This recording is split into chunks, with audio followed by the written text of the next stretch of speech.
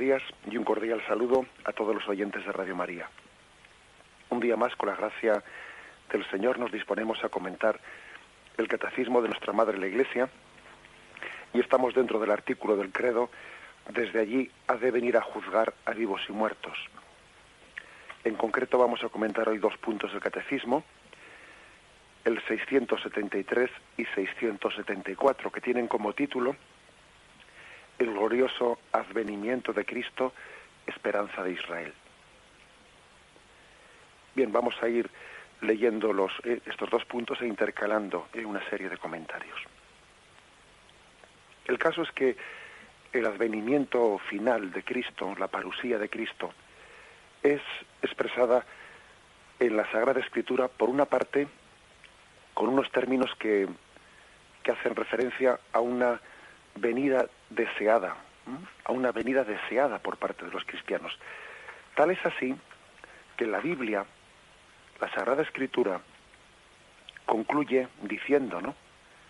El libro del Apocalipsis, sabéis que es el último libro de la Sagrada Escritura, y el final del Apocalipsis concluye diciendo: sí, yo vengo pronto, amén, ven Señor Jesús.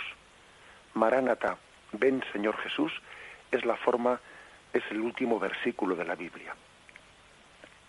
Los cristianos, pues, invocan la venida de Cristo, suspiran por su llegada, y esto, pues la verdad es que nos tiene que hacer cambiar un poco nuestra mentalidad, porque no sé por qué, la mayoría de las veces que hablamos de la venida final del Señor, lo hacemos más en un contexto de temor, de miedo a su llegada, más que de esperanza en su llegada. Parece como si temiésemos a Cristo que llega, más que suspirásemos por este Cristo que llega. Es importante, pues, hablar de que la parusía es liberación. Cristo es libertador.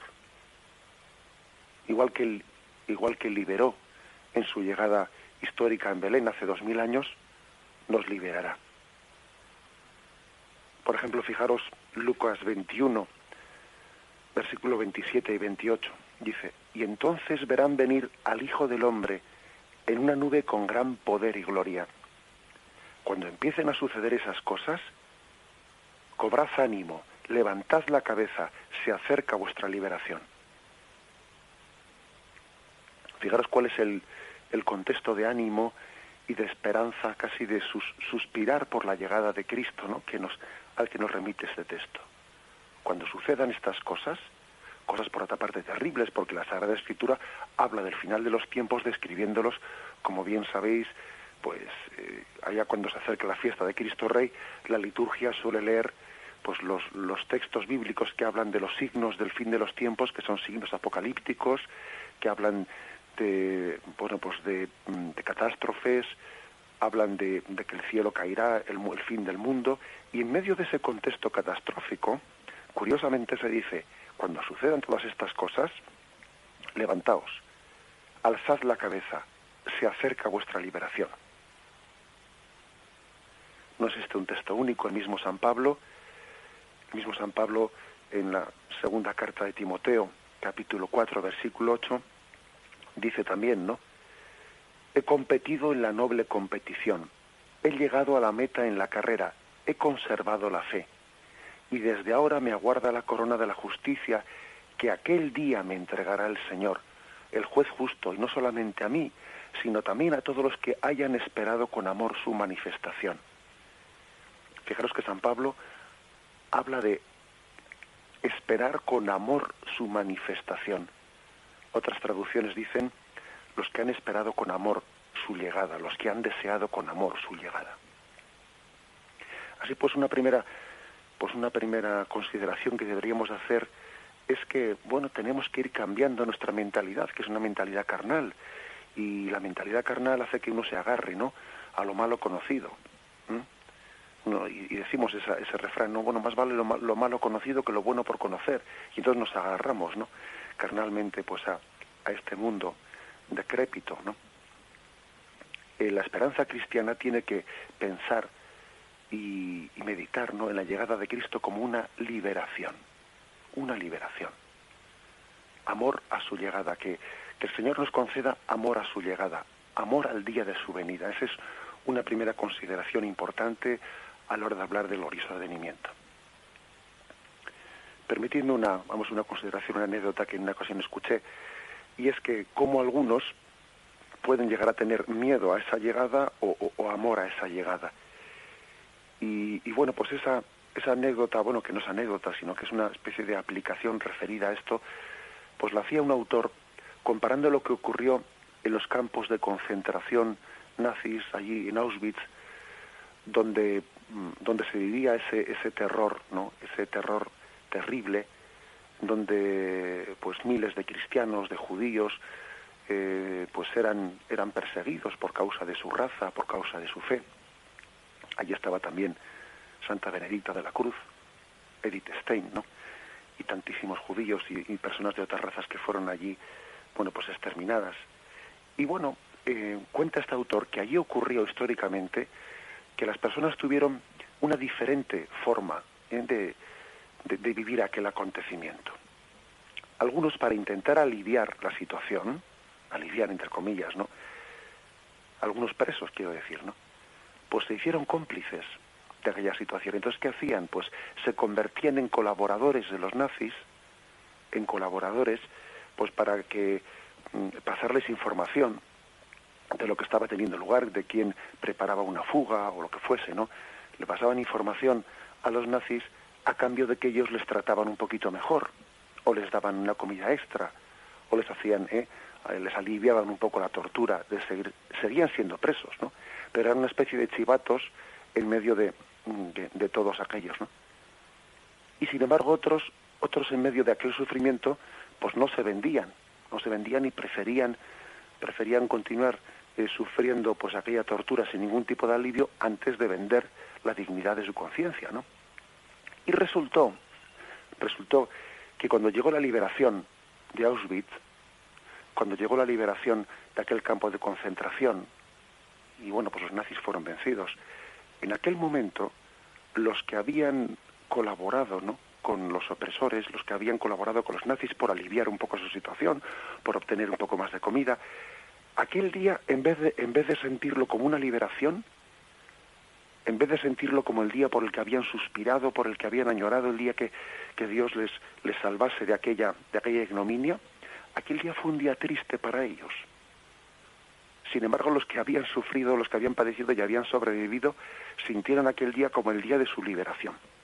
Curiosamente, los que se habían hecho cómplices del mal, aquellos, en vez de sentir el día de la liberación, sintieron el día un poco en el que su propio pecado quedaba evidente ante los ojos de los demás. Habían sobrevivido en Auschwitz, sí, pero a costa de hacerse colaboradores de los opresores, ¿no? Bien, pues esta referencia histórica bien podríamos aplicarla a lo que es el sentimiento que tengamos ante la parusía, ante la llegada última del Señor. Tenemos que entenderla como nuestra liberación. Toda comparación, esta metáfora que he puesto, ¿no?, siempre es una comparación y no se puede aplicar así literalmente. Este mundo tampoco es un campo de concentración, pero sí es un valle de lágrimas, como dice la Salve. Y en él sí que tenemos también el peligro de hacernos cómplices del mismo mal que padecemos.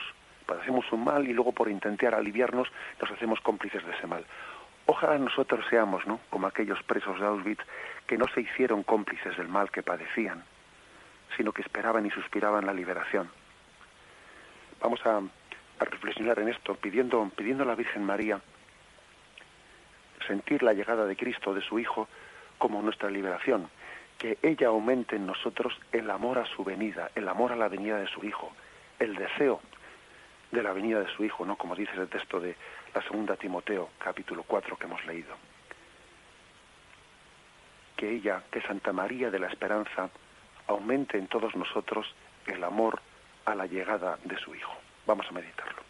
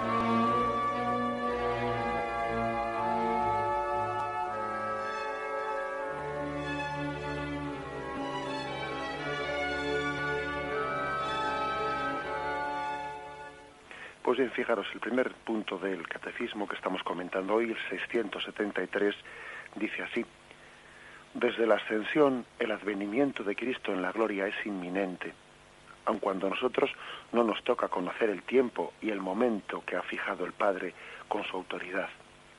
Este advenimiento escatológico se puede cumplir en cualquier momento, aunque tal acontecimiento y la prueba final que le ha de preceder estén retenidos en las manos de Dios. Es decir, pues el catecismo nos recuerda pues que el Señor insistió una y otra vez que a nosotros no nos es dado saber, o sea, que Dios no nos ha concedido saber cuándo será el momento de la llegada final del Señor, el momento de la parusía, el momento del final de los tiempos. No nos es dado conocer tal cosa. Por ejemplo, acordaros de cuando el Señor va a ascender a los cielos, pues los allí reunidos le preguntaron: Señor, ¿es en este momento cuando vas a restablecer el reino de Israel? Y él les contestó: a vosotros no os toca conocer el tiempo y el momento que ha fijado el Padre con su autoridad, sino que recibiréis la fuerza del Espíritu Santo que vendrá sobre vosotros y seréis mis testigos en Jerusalén.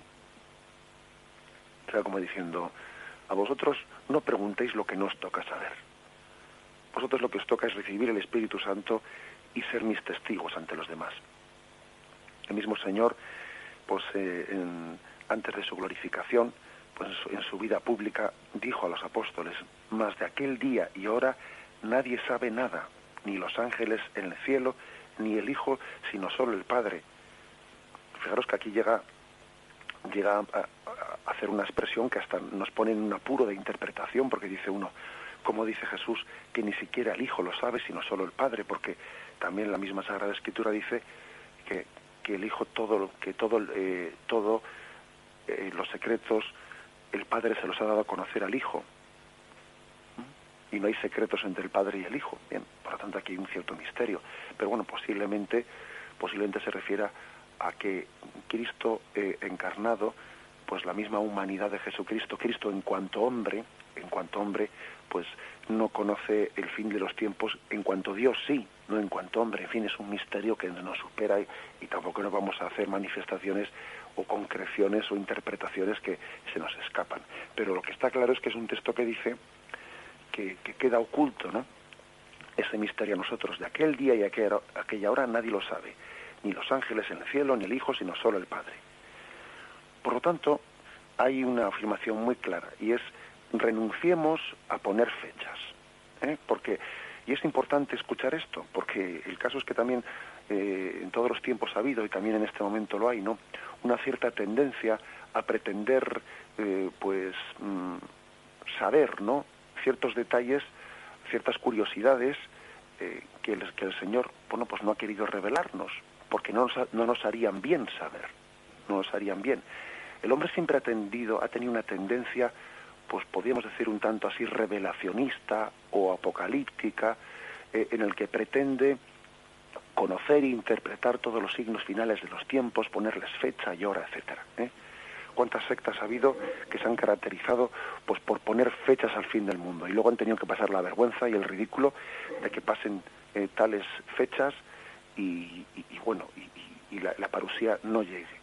Eso ha ocurrido en muchas sectas que están a nuestro alrededor, no hace falta que diga nombres, pero bueno, entonces tengamos cuidado de que en ciertos grupos dentro de la Iglesia Católica, ya no me refiero a las sectas, ¿no?, sino que en ciertos digamos contextos, pues también muy próximos a una tendencia revelacionista, etcétera, caigamos pues en esa tendencia a quererle poner fechas al fin de los tiempos, como si la Virgen María ahora viniese a anunciarnos la fecha final de los fin de los tiempos. No, la Virgen María no nos va a revelar eso. La prueba es que Jesús dijo: de aquel día no lo sabe nadie, ni los ángeles del cielo, ni el Hijo, sino solo el Padre. Y ahora la Virgen María no va a venir a revelarnos cuándo va a ser el fin de los tiempos. Esa es una de las formas que tenemos que la Iglesia Católica tiene de interpretar cuando algunas revelaciones supuestas de la Virgen María son ciertas o son falsas. La Virgen María, repito, no va a venir a revelar cuándo es el fin de los tiempos. Tenemos que vivir en confianza en ello, en confianza. El hombre siempre tiene una tendencia un poco ansiosa a querer atar y conocer bueno, pues ciertas cosas que nos causan cierta angustia. Pues no, la auténtica espiritualidad cristiana vive en confianza y en abandono en las manos de Dios. Y también con respecto a la llegada final del Señor, o con respecto a la propia muerte, cuándo será mi muerte y en qué circunstancias será, tenemos que vivir también no con angustia, sino con confianza, poniendo eso en manos del Señor. La Sagrada Escritura nos insiste en que será en cualquier momento, es cierto. Pero entendamos bien a qué se refiere. Fijaros que en Mateo 24:44 dice: entendedlo bien, si el dueño de la casa supiese a qué hora de la noche iba a venir el ladrón, estaría en vela y no permitiría que le horadase en su casa. Por eso también vosotros estad preparados, porque en el momento en el que menos penséis, vendrá el Hijo del Hombre. Ahora, permitidme un comentario de ese texto evangélico. Cuando Jesús dice que la llegada de Cristo será como un ladrón, bueno, pues claro, ¿a qué se está refiriendo? Yo creo que la interpretación correcta es que es una llegada que uno no espera, que uno no programa, que siempre a uno le pilla de sopetón, porque no esperaba tal cosa, Siempre tenía planes para ese día, vamos, y resulta que el Señor llega y ese día tenía una serie de planes que se quedan sin hacer. A eso se refiere. Pero también yo haría una explicación cuando el Señor utiliza la imagen del ladrón que viene a una hora de la noche en la que uno no lo esperaba. Lo que quiere decir es eso, que es una llegada siempre inesperada para nosotros, porque nos apegamos a esta vida y hacemos más planes de los que luego pues el Señor permite que cumplamos, ¿no? Pero, sin embargo, fijaros bien, no creo que esta imagen el Señor, ni mucho menos, la haya utilizado para que nosotros tengamos miedo a su llegada. Porque, claro, a un ladrón se le tiene miedo. Y antes hemos leído unos textos de la Sagrada Escritura en los que se hablaba de ven, Señor Jesús. Y a un ladrón no se le dice ven. Y se hablaba también de que hay que tener amor a su llegada, amor a su venida. Y uno no tiene amor a la llegada de un ladrón. Luego interpretemos las imágenes en su justo contexto. Es decir, Jesús utiliza la imagen del ladrón para ponernos en guardia de que siempre la llegada del Señor es una sorpresa para nosotros. Ahora bien, no porque tengamos que tener miedo a su llegada, sino estar preparados hacia algo que probablemente no esperemos. Sin embargo, fijaros, un ladrón viene a coger lo que no es suyo, viene a robar. El Señor, el día de su llegada, no vendrá a robar nada, sino vendrá a coger lo que es suyo. Luego, la imagen del ladrón sirve únicamente para la sorpresa, no para otra cosa. El ladrón coge lo que no es suyo, el Señor no viene a coger lo que no es suyo, todo lo contrario, viene a coger los réditos de los talentos que él mismo había dado. Por lo tanto, en cuanto a con qué actitud hemos de esperar la llegada de Jesucristo, no es con la actitud de alguien que teme un ladrón y tiene que defenderse de un ladrón. Nosotros no tenemos que defendernos de la llegada de Jesucristo. Que, insisto, la imagen del ladrón lo que quiere expresar es pues que es una llegada siempre sorpresiva. Nosotros a Jesucristo tenemos que esperarle como al esposo, como esas 10 doncellas que esperaban la llegada del esposo. La muerte, y fijaros que ahora estoy mezclando dos planos, ¿no? Que es el de la llegada del Señor en nuestra muerte o la llegada del Señor al final de los tiempos, en la parusía, que al fin y al cabo, si me permitís, pues para efectos prácticos, por lo que para nuestra, para nosotros nos importa, parecido es, porque al fin y al cabo la muerte personal de cada uno de nosotros es ya un encuentro con el Señor y es un juicio particular. Tiene lugar ahí el juicio particular y el juicio final en la parusía no va a ser distinto. Sí, bien, tendrá lugar la resurrección de los cuerpos, pero el dictamen nuestro ante Dios no va a ser distinto en el juicio final del juicio particular. Por lo tanto, sea la muerte particular, personal mejor dicho, sea la muerte personal o sea la parusía final de los tiempos, la forma y la actitud con la que tenemos que esperarla no es con el miedo a esa llegada de Cristo, sino con amor a su venida, como el esposo, como la esposa, mejor dicho, espera la llegada del esposo, como las vírgenes con la lámpara encendida. Creo que este matiz es importante, porque estamos hablando de con qué actitud esperamos esa llegada, y eso supone también pues un mérito, el mérito de tener que superar miedos, el mérito de tener que superar angustias, porque también pues puede haber personas que por su forma de ser y su carácter, pues el mero hecho de la parusía final, de la llegada de Cristo en gloria, o su muerte personal, ¿no?, pues les causen una especie de natural miedo o resistencia. Pero la fe, la confianza que nos da la fe, debe de vencer el miedo, o debe de enfrentarse a ese miedo. Primera Tesalonicenses 5:2 insiste en esa, pues imprevisión. Es impredecible la llegada del Señor. En lo que se refiere al tiempo y al momento, hermanos, no tenéis necesidad de que os escriba. Vosotros mismos sabéis perfectamente que el día del Señor ha de venir como un ladrón en la noche. Cuando digan paz y seguridad, entonces mismo de repente vendrá sobre ellos. Bueno, insiste San Pablo en ese, pues me imagino que también en su tiempo habría una tendencia de querer saber, de querer poner fecha, de querer tal, de querer cual, ¿no? Y San Pablo, sin embargo,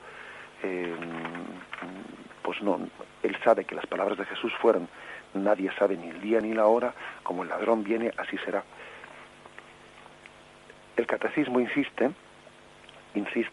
en que ese acontecimiento y la prueba final de la llegada del anticristo, de esto hablaremos mañana, porque con respecto a esa especie de anuncio de la llegada del anticristo antes de la parusía final, el catecismo habla en los siguientes puntos, y mañana entraremos en eso. Pero aquí lo que dice el catecismo en este punto de hoy, en el 673, es que ese acontecimiento, esa llegada final y esa prueba final están retenidos en la mano de Dios. Y citas el siguiente texto, 2 Tesalonicenses, capítulo 2. Que nadie os engañe de ninguna manera. Primero tiene que venir la apostasía y manifestarse el hombre impío, el hijo de la perdición, adversario que se eleva sobre todo lo que lleva el nombre de Dios o es objeto de culto, hasta el extremo de sentarse él mismo en el santuario de Dios y proclamar que él mismo es Dios. ¿No os acordáis que yo os dije esto cuando estuve entre vosotros?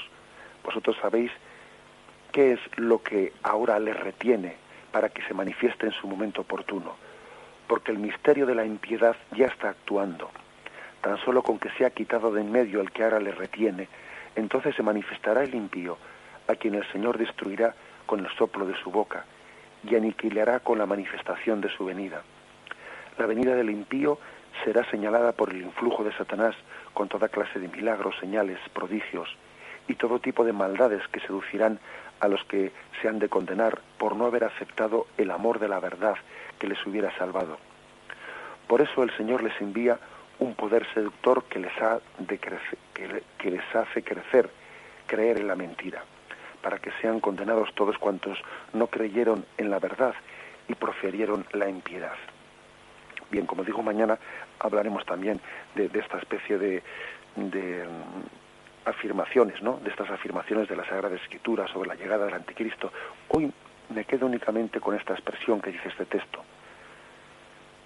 Habla de que tan solo cuando sea quitado de el que ahora le retiene, es decir, la mano de Dios retiene, es decir, está en manos de Dios esa llegada de la parusía final, está en su mano.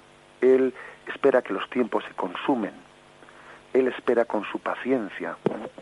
Es también consolador escuchar esto, ¿no? Los tiempos finales están retenidos en manos de Dios. Dios espera el momento oportuno. Dios espera que muchas cosas se consumen.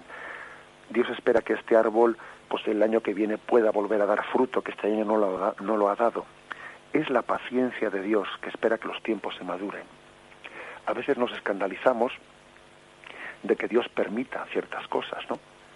Posiblemente cuando veamos las cosas desde Dios, entendamos que eso que a nosotros nos escandaliza, que Dios permita, cómo Dios permite, es una consecuencia de la paciencia de Dios. Dios tiene paciencia, a ver si este árbol el año que viene da buenos frutos.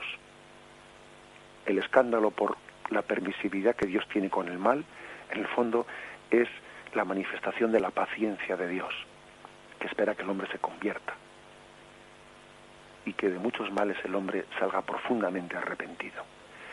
Bien, vamos a meditarlo antes de continuar el comentario.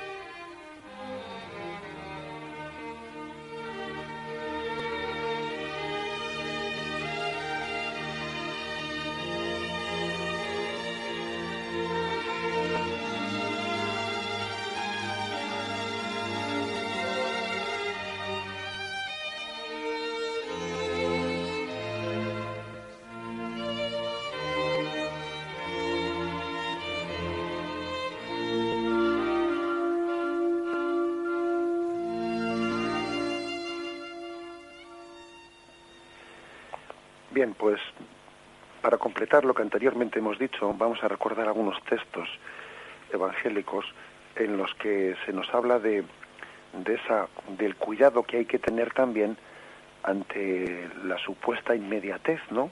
Y la manipulación de la que podemos ser objeto, pues a veces con esa especie de anuncios apocalípticos. Por ejemplo, Mateo 24, 23 y sus textos paralelos, ¿no?, de Marcos y de Lucas, pero en concreto voy a leer el de Mateo. Bueno, pues nos hablan de este peligro, del peligro. Inmediatamente después de la tribulación de aquellos días, el sol se oscurecerá, la luna no dará su esplendor, las estrellas caerán del cielo y las fuerzas de los cielos serán sacudidas. Entonces aparecerá en el cielo la señal del Hijo del Hombre, y entonces se golpearán el pecho todas las razas de la tierra, y verán el Hijo del Hombre venir sobre las nubes del cielo con gran poder y gloria.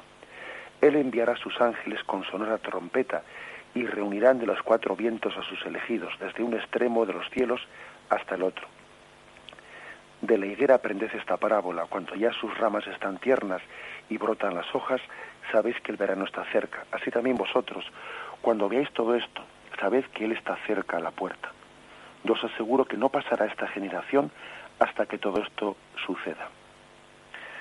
Bien, pues bueno, aquí hay una cosa importante, porque este texto supuso una crisis de interpretación en la primitiva comunidad cristiana, porque Jesús habla de esta especie de signos, ¿no?, signos apocalípticos, y luego dice: yo os aseguro que no pasará esta, van a ser todos ellos testigos de la llegada de Jesús. Así interpretaron eso de que yo os aseguro que no pasará esta generación hasta que todo esto suceda.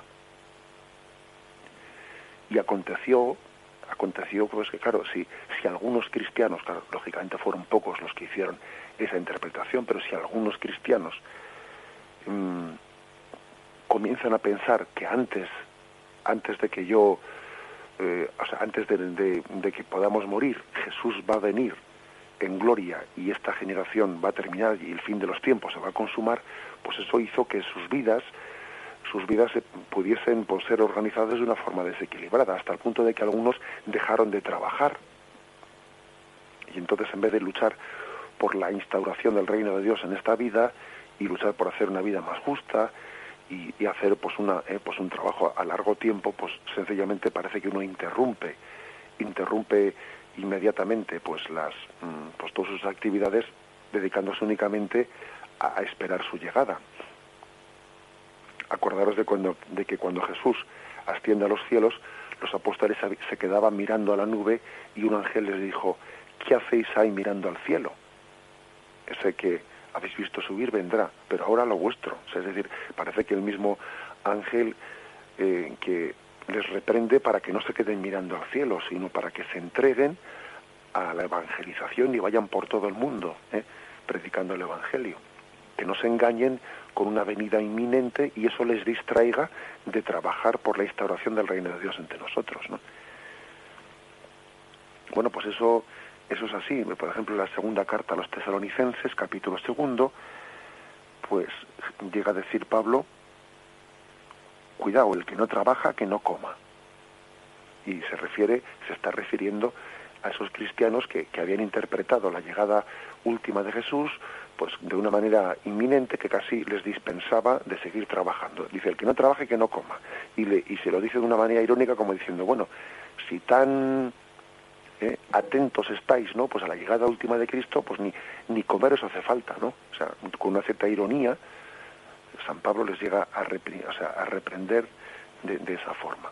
También hemos visto nosotros en nuestros días pues que a veces cuando pues en ciertos contextos así un tanto sectarios, ¿no?, pues se espera poniendo fecha a una llegada concreta, ¿no?, pues que uno empieza como hasta ha habido ciertas sectas o ciertos grupos sectarios, ¿no?, un tanto desequilibrados, ¿no?, que ponen fechas a la llegada del Señor y empiezan como hasta a acumular alimentos y tener agua en su casa y alimentos almacenados en su casa porque la llegada del Señor es inminente, ¿no?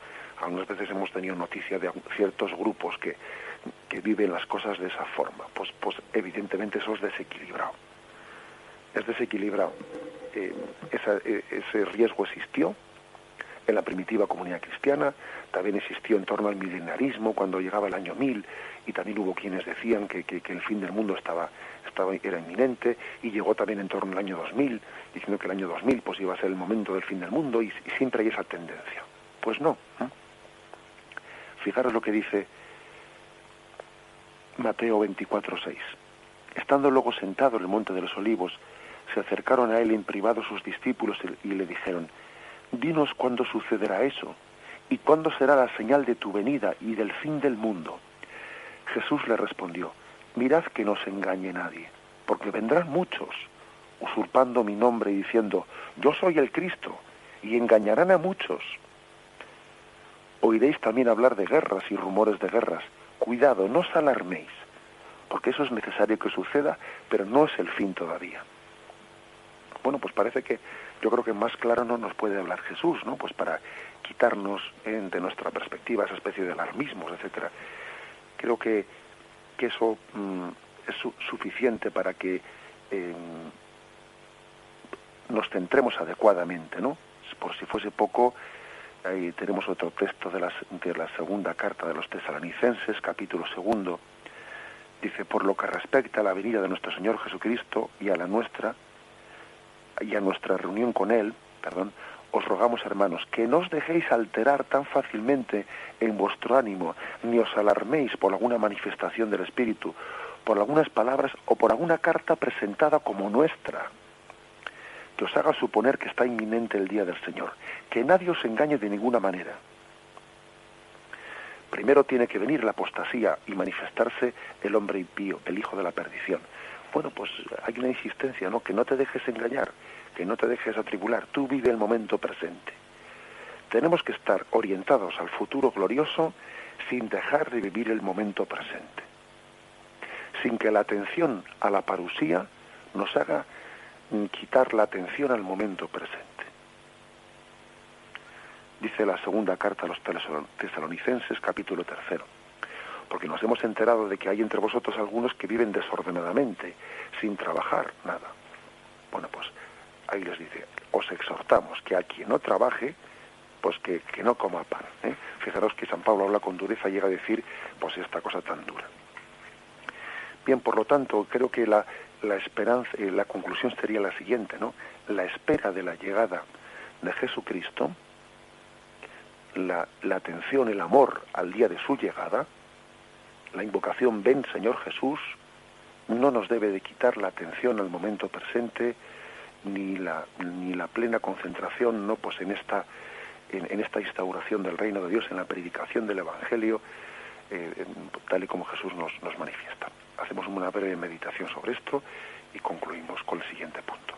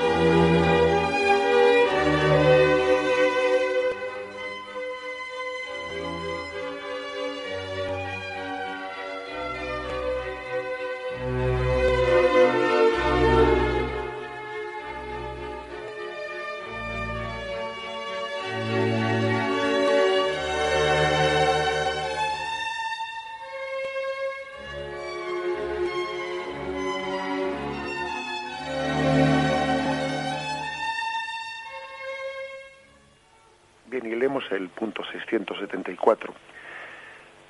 La venida del Mesías glorioso, en un momento determinado de la historia, se vincula al reconocimiento del Mesías por todo Israel, del que una parte está endurecida en la incredulidad respecto a Jesús. San Pedro dice a los judíos de Jerusalén, después de Pentecostés: arrepentíos pues y convertíos, para que vuestros pecados sean borrados, a fin de que del Señor venga el tiempo de la consolación, y envíe al Cristo que os ha sido destinado, a Jesús, a quien debe retener el cielo hasta el tiempo de la restauración universal, del que Dios habló por boca de los profetas. Y San Pablo le hace eco: si su reprobación ha sido la reconciliación del mundo, ¿qué será su readmisión sino una resurrección de entre los muertos? La entrada de la plenitud de los judíos en la salvación mesiánica, a continuación de la plenitud de los gentiles, hará al pueblo de Dios llegar a la plenitud de Cristo, en la cual Dios será todo en nosotros. Bueno, este último punto yo creo que posiblemente nos resulte bastante novedoso, porque así como, bueno, pues siempre hemos tenido una tendencia grande a hablar de, bueno, esa especie de revelacionismos o aparicionismos, ¿no?, a los que he hecho referencia antes, pues tienen mucho morbo y mucha curiosidad, que sí, con el fin de los tiempos y las fechas del fin de los tiempos y los signos apocalípticos. Sin embargo, muy poco nos hemos fijado en los textos de la Sagrada Escritura, como aquí el Catecismo habla, en los que se nos habla de que la parusía final, el final de los tiempos, tendrá lugar cuando Israel cuando el pueblo judío haya llegado a reconocer en Cristo el Mesías. De esto muy poco hemos hablado. Esto casi nos ha pasado desapercibido, pero hay muchos textos. Por ejemplo, Romanos 11:26. Pues no quiero que ignoréis, hermanos, este misterio, no sea que presumáis de sabios. El endurecimiento parcial que sobrevino a Israel durará hasta que entre la totalidad de los gentiles. Y así todo Israel será salvo, como dice la Escritura. Vendrá de Sión el libertador, alejará de Jacob las impiedades, y este será mi alianza con ellos. Es decir, que existe pues como una profecía de Jesús, ¿no?, de que el endurecimiento parcial, dice parcial porque una parte del pueblo judío sí que aceptó a Jesucristo como el Mesías, pero otra parte importante no le ha aceptado. La prueba es que ahí está el pueblo judío que sigue sin creer en Jesucristo, ¿no? Bueno, pues dice que ese endurecimiento parcial durará hasta que, una vez que el Evangelio ha sido predicado a todos los gentiles, después también al final el pueblo judío acepte a Jesucristo, antes de la parusía final. Fijaros este otro texto del Evangelio de San Mateo, capítulo 23, versículo 39. Jerusalén, Jerusalén, dice Jesús, la que mata a los profetas y apedrea a los que le son enviados. ¿Cuántas veces he querido reunir a tus hijos como una gallina reúne a sus polluelos bajo las alas, y no habéis querido? Pues bien, se os va a dejar desierta vuestra casa, porque os digo que ya no me volveréis a ver hasta que digáis, bendito el que viene en nombre del Señor. O sea que Jesús está, sí, por una parte, ¿no?, hablando de la entrada del Domingo de Ramos, pero también está hablando de su llegada final, cuando el pueblo judío sea capaz de reconocer en Jesús al Mesías que había esperado y sea capaz de proclamar bendito el que viene en nombre de Dios. Bueno, pues es importante que recordemos este catecismo de la Iglesia Católica tiene una gran sensibilidad en su relación de diálogo interreligioso con el pueblo judío. Quizás el pueblo judío piense que la religión judía y la religión cristiana son dos religiones distintas. Pero nosotros no pensamos eso. Nosotros pensamos que la religión judía, el judaísmo, no era sino una preparación de la llegada de Cristo. Para nosotros el judaísmo y el cristianismo es como el río y el mar. El río conduce al mar. El río desemboca en el mar.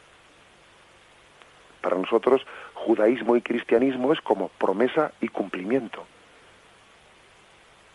En Israel, en el Antiguo Testamento hubo una promesa, y en Jesús, en el Nuevo Testamento, viene el cumplimiento. Y este es el misterio, ¿no?, que una parte importante del pueblo judío sigue esperando la llegada de un Mesías y se equivocan. Ese Mesías ya llegó. Y fijaros hasta qué punto estamos unidos los cristianos y los judíos, que nosotros pensamos que somos una sola religión, porque el judaísmo desemboca en el cristianismo, es decir, se funde en el cristianismo como la promesa cumplida. Y fijaros bien que hay textos, y nos pasan desapercibidos, textos que hablan que la parusía final tendrá lugar cuando el pueblo de Israel ya, pues, reconozca en Cristo el Mesías anunciado, y cuando no siga esperando otro Mesías distinto, sino que en Cristo reconozca ese Mesías. Recientemente Juan Pablo II, de feliz memoria, ¿no?, pues nombraba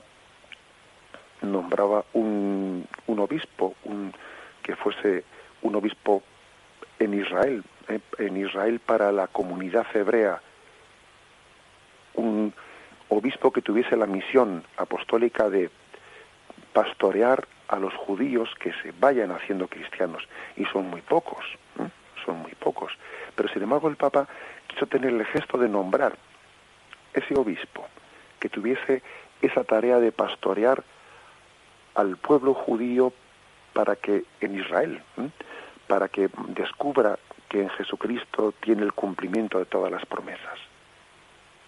También cuando su santidad Juan Pablo II, de feliz memoria, hacía ese gesto, ese nombramiento estaba también teniendo tomando conciencia de la importancia de cuidar el anuncio de Jesucristo al pueblo de Israel para que se puedan cumplir las Escrituras y se pueda cumplir esa promesa de la parusía cuando el pueblo de Israel reconozca en Jesucristo al esperado de las naciones, al esperado de Israel, al Mesías añorado por Israel. Bien, concluimos aquí la explicación de estos dos puntos del catecismo.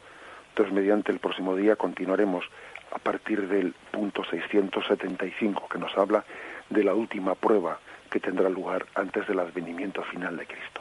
Damos gracias al Señor por haber podido comentar estos puntos del catecismo. Continuaremos, si el Señor nos lo permite, a partir del siguiente punto, el punto 675.